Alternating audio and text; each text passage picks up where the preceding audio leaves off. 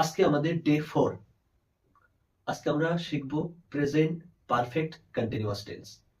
আগের 3টে ক্লাসে আমরা ডে 1 এ প্রেজেন্ট ইনডিফিনাইট শিখেছি, ডে 2 তে আমরা প্রেজেন্ট কন্টিনিউয়াস শিখেছি, ডে 3 তে আমরা প্রেজেন্ট পারফেক্ট শিখেছি।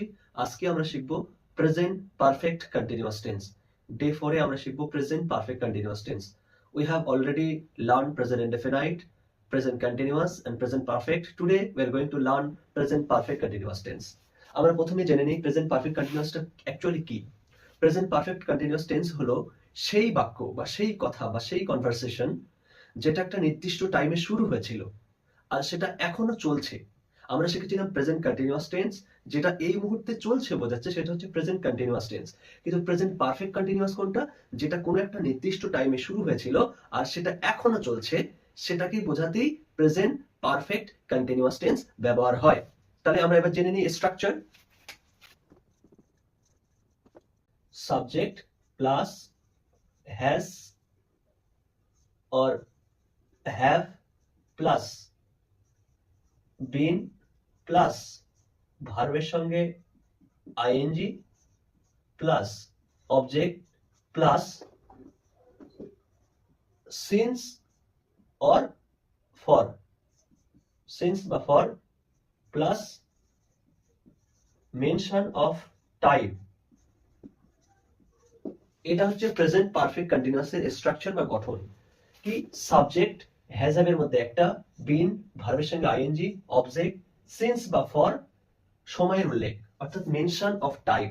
এবার আমরা এক্সাম্পল দিয়ে অর্থাৎ উদাহরণ দিয়ে আমরা জানতে পারবো যে কিভাবে একটা প্রেজেন্ট পারফেক্ট টেন্সের বাক্য তৈরি করতে হয়। তাহলে আমরা লিখি, প্রথমে একটা সাবজেক্ট লিখি, লিখলাম হি। আমরা জানি হি হ্যাজ এবং হ্যাভ এর মধ্যে হ্যাজ বসে। তারপরে সূত্র অনুযায়ী আমরা লিখবো বিন, হি হ্যাজ বিন। সে ধরো রাইটিং মানে কিছু লিখছে, তাহলে কি হবে? Writing English.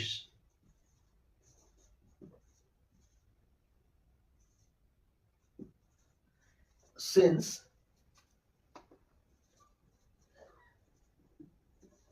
মর্নিং।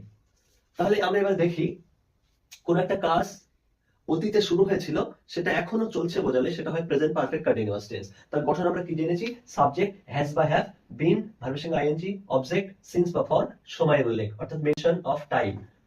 তাহলে আমরা দেখে নিচ্ছি এই সাবজেক্ট হি, সাবজেক্ট হ্যাজ এর মধ্যে হ্যাভ, এই যে সূত্রের বিন, বিন এই বললাম ভার্বের সঙ্গে আইএনজি, তাহলে রাইট ভার্বের সঙ্গে আইএনজি, রাইটিং, অবজেক্ট কি লিখছে? ইংলিশ। কখন থেকে? সিন্স মর্নিং, সকাল থেকে, অর্থাৎ সে সকাল থেকে ইংলিশ লিখছে। এটা হচ্ছে প্রেজেন্ট পারফেক্ট কন্টিনিউয়াসের একটা এক্সাম্পল। আমরা আরেকটা জেনে নিই, দে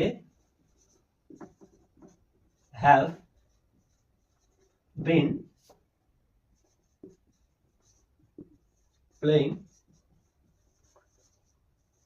football for 2 hours. She has been cooking meat